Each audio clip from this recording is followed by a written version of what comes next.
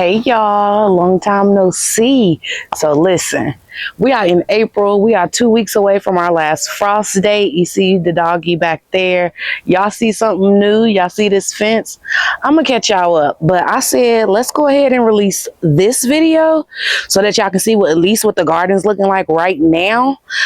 Because we're in April, okay? And so I'm really super duper excited for this year's gardening season.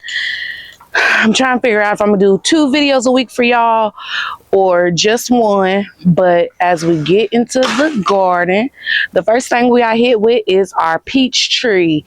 One of them. Y'all see how big it's gotten?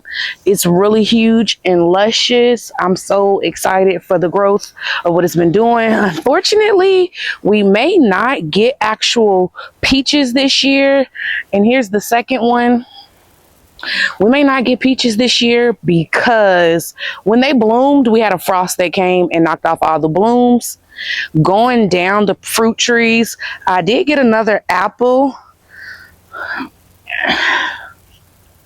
Okay, and that's what I thought. It's a Fuji apple. And then I did get this blue damson. It's just a little twig right now. Plum. We're gonna see how they do. This their first year, okay? They ain't really woke up too much. I mean, they woke up to the point to where like they're growing limbs in areas I don't want them to grow it. So I may have to prune them. Going down, we have the Pink Lady apple. It is so tight together. I need to either train it and I need to watch another video on how to properly prune it, y'all. And then if y'all was here last year, remember I got this plum tree with all these other trees last year. And as you can see, it got white dust on it. I put some 7 on it because y'all, I didn't prune this. The trunk is the thickest trunk out of all the trees. But it got aphids and it got it bad, okay? I've counted about 20 plums on there because they was actually able to bloom. They bloomed later. And so we got about 20 plums on there. We're going to see if we're going to be able to save anything. But the plum Herculeo bug may come and get them, and that's okay. We're learning, you know, first year actually with them in the ground and everything like that. But I am going to prune this back. I'm gonna watch a video and make sure I prune it correctly because I want to get rid of these aphids. And if I lose some plums, that's fine. Happy to see it's fruiting though. Last one right here is the Black Arkansas apple, y'all. I put a little bit of 7 on that one. I didn't see any ants on it. I did on the peaches, so I sprinkled some on certain areas of the peaches down there as well. But that's what the trees are looking like. Now, coming back down here, because you see all of my green stalks are not together. I am waiting on my soil man for us to get some soil. This one's ready. I have not planted my onions yet, y'all. Now, these are the onions that I started from seed, and they have been out here. If you remember, well, you'll see in videos, these were petunias. They done died, but they've been out here, and these are surviving. So we're going to see how them onions do. Right here are the 2 elderberry trees we got last year. I don't know where to put them because the way I have the gate, I'm kind of wishing now that I did tell them to push it back some, but I told them no because I want to clean that outside area up and have a good seating area right there. So I didn't. Green stalk again, not put together. This one's partially put together. The chives are still in here and they're actually flowering. So pretty. So pretty and beautiful is what I was trying to say with both words. This is my lemon thyme. It's trying to come back, but I know we got rain coming tomorrow. Hopefully it reutilizes it. Nothing's in this bed. All the extra soil went into filling up the beds. Hopefully this year, since I'm getting the right soil that I want for my green stalks, I won't be dumping any more soil in any of the beds. And actually, moving forward, I don't think I'll be topping off my beds anymore. I will just be, what is it called? Just turning the soil, basically. So that's what this side is looking like. Coming over to the other side, I lost my sages, y'all, because we did lose the herb bed to make this. Mint is coming back, looking amazing. Somebody remind me to take a piece of that off because a neighbor across the street wants some mint. So remind me of that. Give her about 3 or 4 of them. so she can have it, help with mosquitoes. This is my carrot bed, y'all. This maybe been out here maybe a month. Let's see. I don't think we really got any growth on them just yet. Yeah, nothing's on it just yet. But they've been in here about a month, so they doing their own thing. When it comes to carrots, because I've seen that a lot of people said they have trouble with carrots. The way that I do it here in our area is on the weeks that's in between spring and summer. So March, April, and I know we're getting rain for about 3-4 days in a row, so that I don't have to do that cardboard method of covering it up, making sure it stays moist. I just put them out when it's about to rain, and the rain will make sure it's wet and moisturized, and it'll germinate. We did also lose, it looks like, the lavender, so I did start some more of that. Oh well, that's what happens, I guess, when you got to uproot stuff. In this bed right here, we have collards and mustard greens, and my mustard greens are so big. Y'all see some 7 on it. I finally actually just put this on it, and I am so irritated to see I got flies in here, but I guess I'd rather have flies instead of the white caterpillar moths putting their babies on here, because as you can see, they've been turning them up, honey, turn them up. And that's the same for this bed, but these are cabbages and broccolis and kales. It's a little mix of stuff. Going down to this bed, this is my cabbages. Now, these are Brunswick cabbages, so they're supposed to get huge. These are the ones out of any of them that I really do want a baby the most. Fingers crossed, got them from Baker's Creek. I'm going to try to put an image up of what they look like. So big, so beautiful. I don't know if y'all saw the bumblebee fly by, but I'll tell you why when we get to that bed over there. Coming right here, more broccoli, I believe. I don't know. I got to rewatch my video when I edit it, and y'all will see it once it's edited and up. That's there. Comfrey, y'all, this comfrey is looking absolutely amazing. I just gave my sister 2 plants from here, because remember I did 3 ribosomes and I gave her 2 of them last year. Well, this year I gave her 2 more. I'm actually thinking about moving this, some of it at least, down here, just so that it'll be in this area as well, so I don't have to worry about these weeds. I need to weed eat. This is another bed. Collards, broccolis, because those definitely look like collards. This is the garlic. It's looking absolutely amazing. I didn't have to buy any garlic this year. This is garlic cloves from what I've been growing now for this is the 3rd year of me growing the same thing. So once you get to a point of being able to sit here and grow your own little things from things that you buy, so you don't have to keep repurchasing, it's lovely, it's wonderful, it's beautiful. And that's exactly what it looks like. I am seeing 2 of them look like they may not do well. It's okay. Out of all of these, that's a lie. I didn't even do half of the garlic that I harvested. So that lets me know it's doing absolutely amazing. It's wonderful. Next year, it's definitely going into a bigger bed, because I want to make sure I can start doing garlic powder and fresh garlic as well. If I have to do one or the other, I've just been, mincing the garlic, putting them in the little tablespoon, little scoops, and putting them in the freezer. But I would love to put this either in that bed next year, so if I have to buy more, I can. And this is the red neck, but it's a hard neck. It's like a red German, I believe, garlic is what it is. So I've held on to that, but I do want to put it in that bed eventually one year, to have the whole bed filled of it.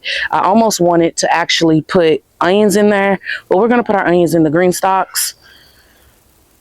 Coming to this bed, I have chamomile. I see I have a cabbage in here. Didn't think it was a cabbage. And then it looks like we have broccoli and another cabbage, or it could be cauliflower.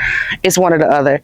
And then I also have mullein, 3 plants in the very back. That's good medicinally for inflammation. It's all about your lungs, mucus clearing, things of that nature. This grapevine, y'all. I had to take it off the fence, and thankfully I didn't break none of the vines when I did take it off the old fencing, which is in that corner behind the peach tree. But I want to build like an arbor, so my soil guy said he'll help me to build an arbor on this, only because had I not gotten the second entrance, I would have let it just sprawl along the whole gate like it was doing on the last one. But we're gonna redneck it to make it an arbor so that it'll come up. That'll be like a little trellis in the garden.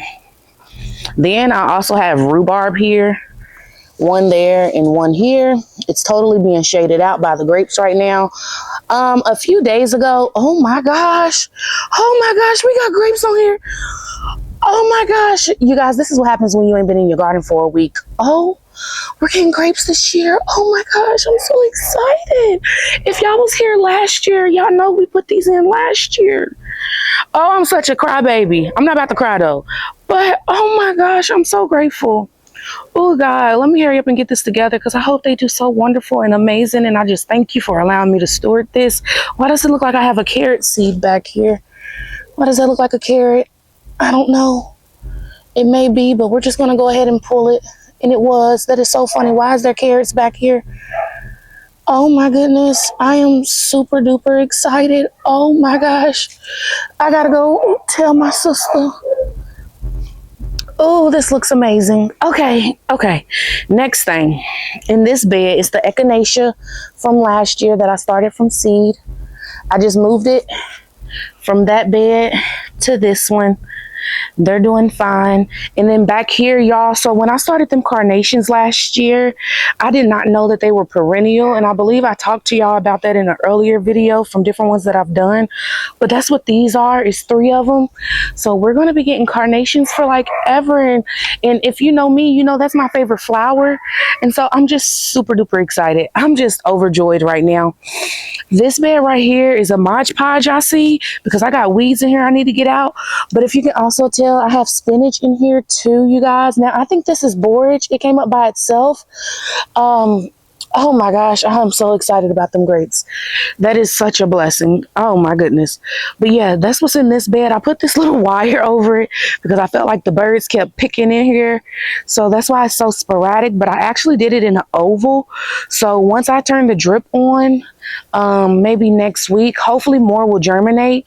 I'm wanting them to be as small as possible, which is why I did so many plants, because they're going to be a quick crop of getting the small leaves as much as possible. And we'll do some more again in the fall, because the plans for this bed is to actually put my artichokes in there this year, because I did start artichokes. So I want to put them in this bed and start them in this bed versus last year when I transplanted them and they just looked super duper sad. Now, I think this is the proudest bed that I have, though I'm proud of all of them, you guys. This bed right here, you can see, is the strawberries and the blueberries. And the blueberries are doing well. I lost one of them, and I have one over here that I believe I may have lost as well. So maybe I lost, yep, I lost 2 of them. So I only have 6 of them in here. Now, I put the strawberries in this bed because I was struggling with doing it in the green stalks, and it had nothing, I think, really not to do with green stalks, but everything to do with me not consistently watering them or making sure the pockets were perfectly watered. But have y'all seen the berry cups that they have for them for the runners as well? Because if you haven't seen on my channel, I showed you all how to grow more strawberry plants from the runners, which isn't really showing you how. It's just how I propagated them. And I used to literally dismantle my green stalks and put a little fabric pin down. But now they have the berry cups for the green stalks. Now, I did put these all together because they all like a more acidic soil. So that's what this top 2 layers of ground cover is on this soil. It's Ocean Maine, something like that. I don't know. I'll try to put a picture up for you guys. And they're doing absolutely amazing. I mean, the amount of blooms we have on here, the amount of strawberries that we have coming, you guys, I mean, it's an endless supply. There's some hiding back there. I mean, coming right here, all we have to do is lift it up and you can see it, you guys. I mean, it's absolutely amazing right now. So I'm thinking I may just buy some bags of that and eventually just move these back in the green stock and find something else. Because, you know, last year I was saying I may put my raspberries and blackberries in here. And that's what I'm thinking I'm going to do. But do y'all see? We have nothing but strawberries amongst strawberries. That's what all of these are. Like, y'all, I don't know what I'm going to do with all of these strawberries other than like eat them and make things with them. Like, you guys, I'm just super ecstatic. There's so many different sizes in here. And I have yet to turn on my drip irrigation, y'all. And I'm thinking I'm going to go ahead and put them back in the green stock because so many people talk about slugs getting their strawberries when they're in ground. But I guess if I have so many strawberries like this, and that's all the blooms, so all of them are going to be strawberries, y'all, or a vast majority. And it's like, oh my gosh, what if I get all of that? You know, it's just a blessing. And then the blueberries, there's so many blueberries, you guys, on these plants. I mean, they're just absolutely so pretty. Some of them are still blooming and starting to close now. This one hasn't done anything yet, but I believe this is my pink lemonade one. So we'll see what it does. I do see I can trim it up some, so I may do that. But like, look at all of the possible blueberries. And I mean, this one's absolutely loaded, y'all. Like, I mean, do y'all see that? It's loaded. Like, I'm just so ecstatic. I'm just so grateful. And so that's the garden tour for April of what everything is looking like. I haven't even been out here since these even bloomed, honestly. Like, those irises have bloomed. It's so freaking beautiful. I am so excited to be back. A lot has been going on. Life been lifing over here, y'all. I thought school and work was a thing. No, baby. Life been lifing, okay? But we making it. We're healthy and we're healing. And this is the garden. I'm so excited. Oh my gosh. I got to make sure that arbor gets built this weekend. Because, baby, I want my grapes to have all the aeration. Grapes? Listen, sometimes, y'all, I just be buying stuff to see if I can do it. So when I do it, I be like, God, thank you. He the one instructed me to say and start this garden. I prayed about this. So, y'all, this is the garden tour for early April. And I will see y'all in the next video because I need to catch y'all up. I done missed y'all, okay? I miss y'all. Bye, y'all. God bless. Until next time.